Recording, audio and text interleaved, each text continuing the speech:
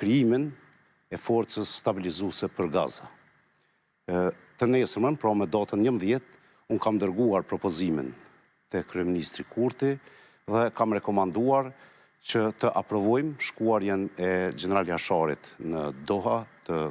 Katarit, për të marrë pjesë në konferencën për krijimin e forcës stabilizuese për Gaza. Të njëjtën ditë, me datën 11, nga kryeministri ka marrë aprovimin që të lejojmë shkuarjen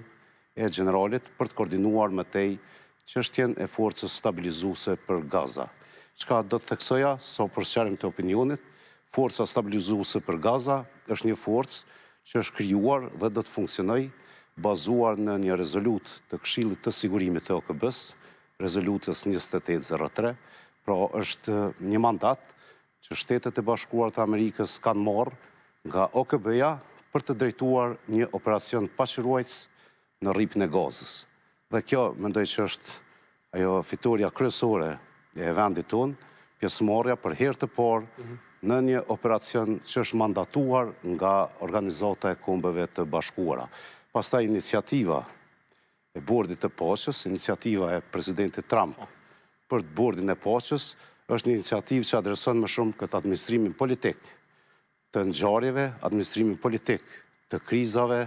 dhe vendosjes së paqes dhe sigurisë, që patjetër që ndërlidhet me forcën stabilizuese, mirë po janë dy iniciativa, dy organizime, mund të themi, që janë të ndryshme, por që gjithmonë kanë qëllim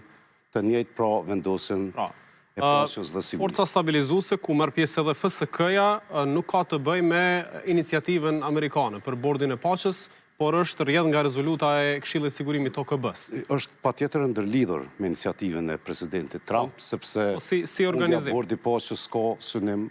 mund të themi, kontributin për paqen dhe sigurinë në botë, pra është një iniciativë, një bord që do të mirret me çështjen e krizave globale, edhe patjetër që Bordi i Paqes do të jetë një drejtim politik dhe administrativ në të ardhmen i gjitha operacioneve, duke përfshirë edhe këtë operacionin në Gaza, që drejtohet nga Shtetet e Bashkuara të Amerikës, mirë po mandatimi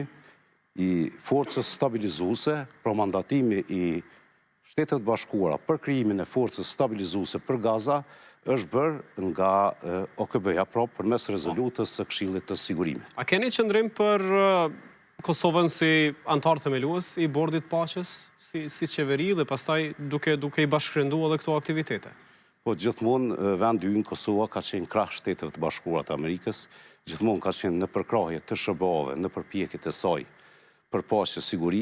edhe kësaj radhe nuk është se do të ishte ndryshe, pra ne patjetër që do të jemi me ato forca, me ato struktura që promovojnë paqe dhe stabilitet, dhe vlerësoj se duke qenë pjesë e Bordit të Paqes, Kosova është një faktor stabilizues dhe faktor që ndikon, mund të themi, në stabilitetin dhe sigurinë globale. Ne edhe ashtu kohët e fundit gradualisht jemi duke u shndërruar nga një konsumues i sigurisë, nga një vend konsumues i sigurisë